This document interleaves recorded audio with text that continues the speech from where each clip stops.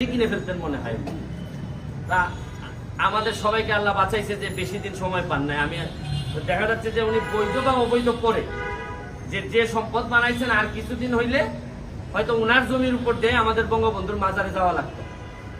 তো এত সম্পদ,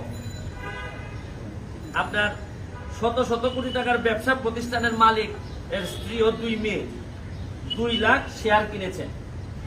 তো রিসোর্টের জন্য এলজিডি আবার 7 কিলোমিটার রাস্তা ওনার করে দিছে।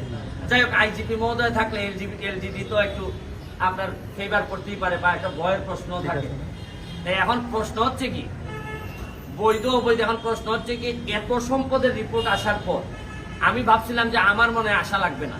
দুদক নিজেই হয়তো এত বড় জিনিস দেখার পর দুদক, আবার শুনতেছিলাম দুদকের চেয়ারম্যান মহোদয় বলছিলেন যে ওনারা একটা চিন্তা ভাবনা করতেছেন, আর চিন্তা ভাবনাটা কোথায় থেমে গেছে এটা আমার জানা নাই। আর এত বড় জিনিস যদি আমরা কেউ কথা না বলি, তাহলে এই বঙ্গবন্ধুর বাংলাদেশে কি এত বড় দুর্নীতির অভিযোগের বিরুদ্ধে কেউ কথা বলবে না? আর দুদক নিজে তো কাজ যদি না করে, তা আমাদের দায়িত্ব হচ্ছে কি নাগরিক হিসাবে দুদকরে বলা যে ভাই আপনি একটু নড়ে চড়ে বসেন। এটলিস্ট আমরা তো বলছি না যে উনি দুর্নীতি করেছেন, আমরা বলছি যে অভিযোগটা আসছে এটা বাংলাদেশের মানুষের সামনে, জাতির সামনে পরিষ্কার হোক। মানে উনি সেন্ট মার্টিন, কক্সবাজার, কুয়াকাটা, যে সব জায়গায় গেছেন, মোটামুটি কোনো জায়গায় তো দেখেছি যে জায়গার বাকি নাই। ওই আমাদের এখানে আগে অনেকদিন আগে হয়তো যে খুব শক্তিশালী মানুষ যে এলাকাতেই যাইতেন একটা করে বউ রেখে আসতেন, একটা করে বিয়ে করতেন। আর আমি উনারে দেখতেছি যে উনি যে জায়গায় গেছেন মাশাআল্লাহ সম্পদের মালিক হয়েছেন। তাই এটা আমার কাছে মনে হয়েছে যে এটা একটা ইনকোয়ারি করে প্রপারলি আমাদের কাছে আসা উচিত। দুদক বলুক যে উনি বৈধ, উনি একটা ফেসবুকে লাইভ করে বলে দিলেন, তাতে তো আর এটা হবে না। এই জন্য আমি দুদককে অ্যাপ্লিকেশন দিয়ে গেলাম। এর পরবর্তীতে যে আপনারা জানেন যে যেসব ব্যবস্থা নিতে হয়, অ্যাপ্লিকেশন যদি দুদক মনে করে আমলে নিবে না, তখন আমার যেসব জায়গায় যাওয়ার বিষয় আছে আমি ওইসব জায়গায় নক করব। আমার প্রশ্ন হচ্ছে যে বঙ্গবন্ধু কন্যা জননেত্রী শেখ হাসিনার একটা মিশন হচ্ছে গিয়ে দুর্নীতির বিরুদ্ধে প্রতিবাদ, দুর্নীতির বিরুদ্ধে কাজ করতে হবে এবং দাঁড়াতে হবে। আমি একজন এই প্রথম, কিন্তু আমি এমপি হিসাবে এই প্রথম আসছি। আগে আপনারা আমাকে দেখেছেন যে ব্যারিস্টার সুমন হিসেবে আসছি। আমি একটা জিনিস বলতে চাই যে এমপি হওয়া বা না হওয়া এটা কোনো ইস্যু না। ইস্যুটা হচ্ছে গিয়ে যে সব জায়গায় দুর্নীতির ব্যাপারে অন্যরা কথা বলবে না, আমার যদি সামর্থ্য থাকে, শক্তি থাকে, সাহস থাকে, আমি কথা বলবো। আদালতে যাবে দুদক যদি আমলে না নেয়, এটা স্বাভাবিক প্রক্রিয়া। দুদক যদি না যায় তাহলে আমার যা যা করা লাগে, আমার এইটুকু পর্যন্ত আমার যতটুকু এনার্জি আছে, আপনারা জানেন যে প্রতিটা মামলা, যেসব মামলা আমি দুদকে নিয়ে আসি, এই মামলাগুলো আদালত পর্যন্ত নিয়ে যেতে গিয়ে আমার অনেক এনার্জি খরচ হয়, অনেক প্রেশারের মুখোমুখি হইতে হয়, অনেক যন্ত্রণার মুখোমুখি হইতে হয়। তারপরও শুকুর আলহামদুলিল্লাহ আমি এখনো বেঁচে আছি। আর বেঁচে যে শুধু আছি তা না, 1 লাখ ভোটের ব্যবধানে এই আমি এমপিও নির্বাচিত হয়েছি।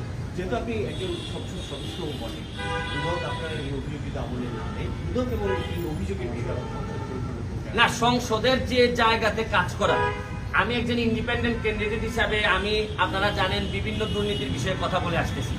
আমি সুযোগ পাইলে বলবোই, কিন্তু সংসদ তো বিচারের জায়গা না, সংসদ তো ইনকোয়ারি করবে না, আইন প্রণয়নের জায়গা হচ্ছে সংসদ। তাও আমি সুযোগ পাইলে আমি সংসদে এইসব কথা আমি বলবো। আমি তো যেটা করতে পারবো দুদকের ভূমিকা নিয়ে আলোচনা করতে পারবো, কিন্তু ইন্ডিভিজুয়াল একটা দুর্নীতির অভিযোগের ভিত্তিতে কেন এটা তদন্ত হচ্ছে না, এটা তো আমাকে দুদককেই বলতে হবে।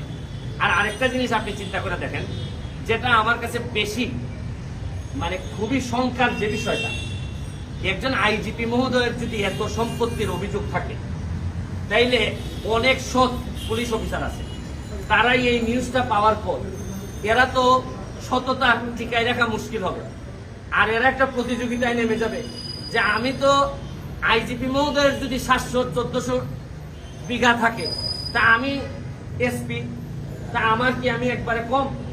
আমি ডিআইজি, আমি কি একেবারে কম? আচ্ছা আমার বাড়ি না হয় ওই জায়গায় না, বা গোপালগঞ্জে না, তাদের মধ্যে একটা প্রতিযোগিতা শুরু হবে। আমি এমপি হিসাবে আমার 2টা উপজেলা আছে, 2টা উপজেলা আমার 2টা থানা আছে, 2জন ওসি মহোদয় আছেন।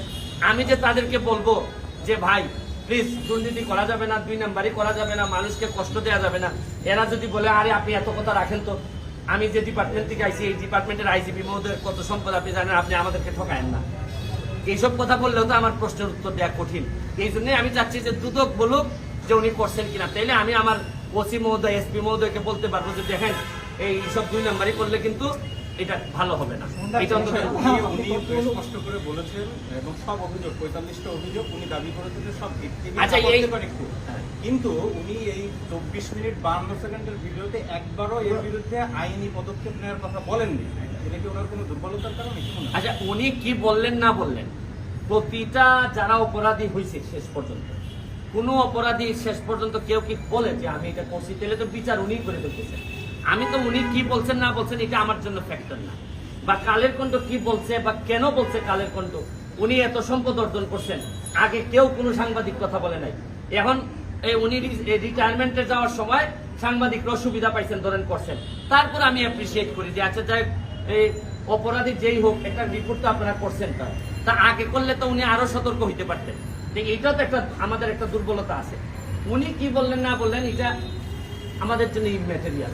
আমাদের জন্য হচ্ছে কি যে প্রতিষ্ঠিত সংস্থা আছে তারা, আমি একটা অভিযোগ আমার বিরুদ্ধে আপনি তুলেন, আমি হয়তো বলবো না, আপনার বিরুদ্ধে তুললে আপনি না করবেন, কারণ আপনার বিবেচনায় আপনি হয়তো চিন্তা করছেন যে আরে আমি এত বড় অফিসার, আমার কিছু সম্পদ নেই, এটা তো বৈধই, এত কথা কিসের, আমি কত বড় চাকরি করছি।